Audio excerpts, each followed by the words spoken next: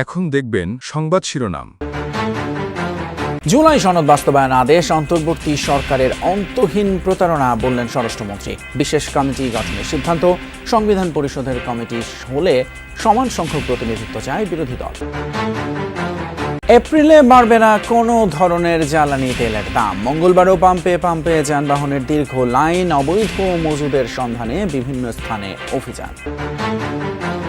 School কলেজে সপ্তাহে 3 দিন অনলাইন ক্লাসের প্রস্তাব মন্ত্রণালয়ের। সাপ্তাহিক ছুটি বাড়ানো সহ বিকল্প বিবেচনার পরামর্শ বিশেষজ্ঞদের।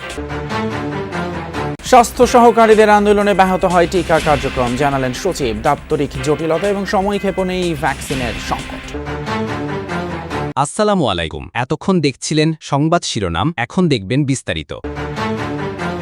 জুলাই সনদ বাস্তবায়ন ইস্যুতে সংস্কার নয়, সংশোধন হচ্ছে সংবিধান, আর এজন্য বিশেষ কমিটি গঠনের সিদ্ধান্ত হয়েছে, যেখানে থাকতে পারে সরকার, বিরোধী দল, স্বতন্ত্র সংসদ সদস্য ছাড়াও বিশেষজ্ঞরা, এমনটাই জানিয়েছেন স্বরাষ্ট্রমন্ত্রী।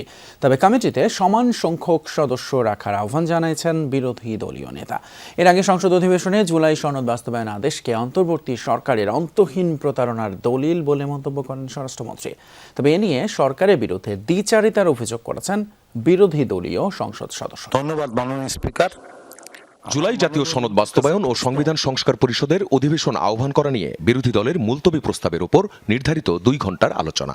শুরুতেই 62 বিধিতে দেয়া নোটিশের মুলতবি প্রস্তাব সংসদে উত্থাপন করেন বিরোধী দলীয় নেতা। মাননীয় সংসদ সদস্যকে ধন্যবাদ। আলোচনায় বিরোধী দলীয় সংসদ সদস্যরা বলেন, জুলাই অভ্যুত্থানের সময় আন্দোলনকারীরা সবাই সংবিধানের সংস্কার চেয়েছিল, সংশোধন নয়। কিন্তু সরকারি দল সংবিধান সংস্কার পরিষদের শপথ না নিয়ে নিজেদের ইশতিহারের অন্য কাজকে গুরুত্ব দিয়েছে।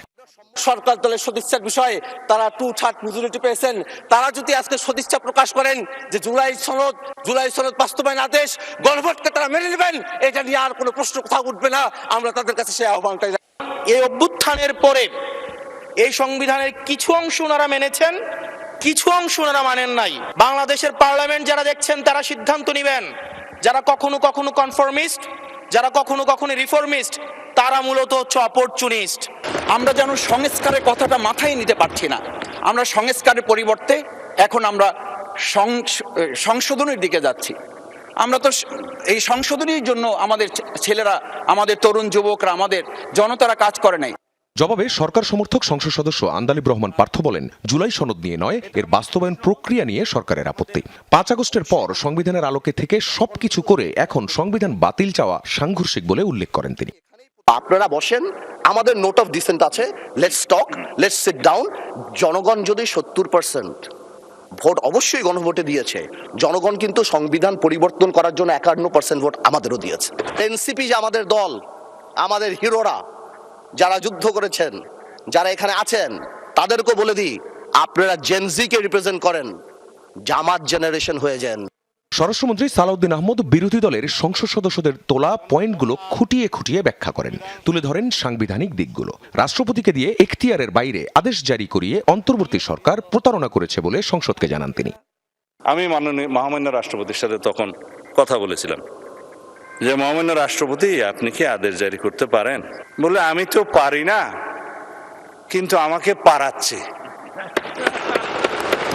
এখন এই আদেশটি অন্তর্বর্তীকালীন সরকারের অন্তহীন একটি প্রতারণার দলিল। সংবিধান সংস্কার পরিষদের শপথের ফর্ম জাতীয় সংসদে দেয়ার কোনো এখতিয়ার প্রধান নির্বাচন কমিশনারের নেই। এটা করে সিসিও সংবিধান লঙ্ঘন করেছেন বলেন সালাউদ্দিন আহমদ। প্রধান নির্বাচন কমিশনারের অফিস থেকে এই ফর্ম এখানে জাতীয় সংসদে দেওয়ার এখতিয়ার প্রধান নির্বাচন কমিশনার নাই। এপ্রিলে কোনো ধরনের জ্বালানি তেলের দাম বাড়ছে না, নিশ্চিত করেছে জ্বালানি বিভাগ। মন্ত্রণালয়ের মুখপাত্র বলেছেন, দেশে সব ধরনের জ্বালানির পর্যাপ্ত মজুদ আছে, ডিপো থেকে সরবরাহে নেই কোনো ঘাটতি। এলপিজি নিয়েও শঙ্কা নেই, আর তাই এ নিয়ে অযথা আতঙ্ক তৈরি না করতে মজুতকারীদের সতর্ক করেছেন তিনি। জানান, অবৈধভাবে মজুত করা প্রায় 3 লাখ টন জ্বালানি উদ্ধার হয়েছে, কারাদণ্ড দেওয়া হয়েছে 19 জনকে। এছাড়া এই সপ্তাহের মধ্যে নির্দিষ্ট যানবাহনের জন্য ফুয়েল কার্ড দেওয়ার পরিকল্পনা রয়েছে সরকারের। অন্যদিকে রাজধানীতে দিনের প্রায় অর্ধেকটা সময় বেশিরভাগ পেট্রোল পাম্পে জ্বালানি না থাকায় সরবরাহ বন্ধ থাকছে। ডিপো থেকে তেল নিয়ে আসলে পরিস্থিতি কিছুটা স্বাভাবিক হয়, কিন্তু ততক্ষণে ভোগান্তিতে থাকেন চালকেরা। পাম্প সংশ্লিষ্টরা জানিয়েছেন, তেলের সম্ভাব্য মূল্য বৃদ্ধির গুঞ্জন ছড়িয়ে পড়ায় তেল মজুতের প্রবণতা তৈরি হয়েছে। এদিকে রাজধানী যাত্রাবাড়ি, শনিরাখড়া সহ এদিককার অধিকাংশ পেট্রোল পাম্পেই কোনো পেট্রোল নেই। কোনো পাম্প বড় করে লিখে রেখেছে অক্টেন নেই। দিনভর অলস সময় পার করেন স্টাফরা। জানান তেল ভরতে ডিপোতে সিরিয়ালে তাদের গাড়ি। পেট্রোল অক্টেনের পাশাপাশি সেখানে ডিজেলেরও সংকট। জুলাই সনদ বাস্তবায়ন ইস্যুতে সংস্কার নয়, সংশোধন হচ্ছে সংবিধান, আর এজন্য বিশেষ কমিটি গঠনের সিদ্ধান্ত হয়েছে, যেখানে থাকতে পারে সরকার, বিরোধী দল, স্বতন্ত্র সংসদ সদস্য ছাড়াও বিশেষজ্ঞরা, এমনটাই জানিয়েছেন স্বরাষ্ট্রমন্ত্রী। তবে কমিটিতে সমান সংখ্যক সদস্য রাখার আহ্বান জানিয়েছেন বিরোধী দলীয় নেতা। এর আগে সংসদ অধিবেশনে জুলাই সনদ বাস্তবায়ন আদেশকে অন্তর্বর্তী সরকারের অন্তহীন প্রতারণার দলিল বলে মন্তব্য করেন স্বরাষ্ট্রমন্ত্রী। তবে এ নিয়ে সরকারের বিরুদ্ধে দ্বিচারিতার অভিযোগ করেছেন বিরোধী দলীয় সংসদ সদস্যরা। ধন্যবাদ মাননীয় স্পিকার। জুলাই জাতীয় সনদ বাস্তবায়ন ও সংবিধান সংস্কার পরিষদের অধিবেশন আহ্বান করা নিয়ে বিরোধী দলের মুলতবি প্রস্তাবের উপর নির্ধারিত 2 ঘণ্টার আলোচনা। শুরুতেই 62 বিধিতে দেয়া নোটিশের মুলতবি প্রস্তাব সংসদে উত্থাপন করেন বিরোধী দলীয় নেতা। মাননীয় সংসদ সদস্যকে ধন্যবাদ। আলোচনায় বিরোধী দলীয় সংসদ সদস্যরা বলেন, জুলাই অভ্যুত্থানের সময় আন্দোলনকারীরা সবাই সংবিধানের সংস্কার চেয়েছিল, সংশোধন নয়। কিন্তু সরকারি দল সংবিধান সংস্কার পরিষদের শপথ না নিয়ে নিজেদের ইশতিহারের অন্য কাজকে গুরুত্ব দিয়েছে। সরকার দলের সদিচ্ছার বিষয়ে তারা 2/3 মেজরিটি পেয়েছেন। তারা যদি আজকে সদিচ্ছা প্রকাশ করেন যে জুলাই সনদ বাস্তবায়ন আদেশ গণভোটকে তারা মেনে নেবেন, এটা নিয়ে আর কোনো প্রশ্ন কোথাও উঠবে না। আমরা তাদের কাছে সেই আহ্বানটাই। এই অভ্যুত্থানের পরে এই সংবিধানের কিছু অংশ ওনারা মেনেছেন, কিছু অংশ ওনারা মানেন নাই। বাংলাদেশের পার্লামেন্ট যারা দেখছেন তারা সিদ্ধান্ত নেবেন।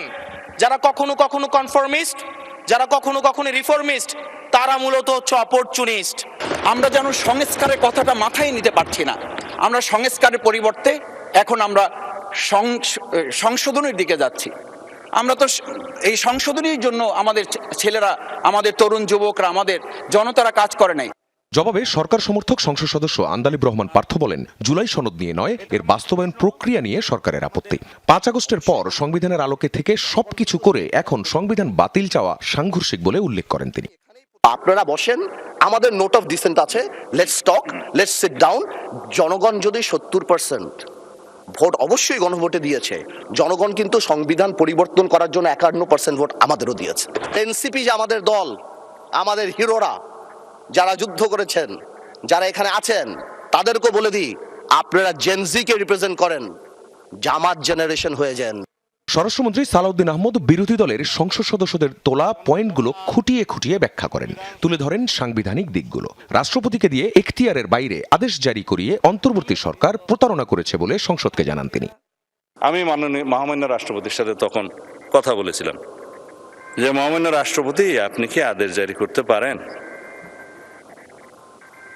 বলে আমি তো পারি না, কিন্তু আমাকে পারাচ্ছে। তা এখন এই আদেশটি অন্তর্বর্তীকালীন সরকারের অন্তহীন একটি প্রতারণার দলিল। সংবিধান সংস্কার পরিষদের শপথের ফর্ম জাতীয় সংসদে দেয়ার কোনো এখতিয়ার প্রধান নির্বাচন কমিশনারের নেই। এটা করে সিসিও সংবিধান লঙ্ঘন করেছেন বলেন সালাউদ্দিন আহমদ। প্রধান নির্বাচন কমিশনারের অফিস থেকে এই ফর্ম এখানে জাতীয় সংসদে দেওয়ার এখতিয়ার প্রধান নির্বাচন কমিশনার নাই।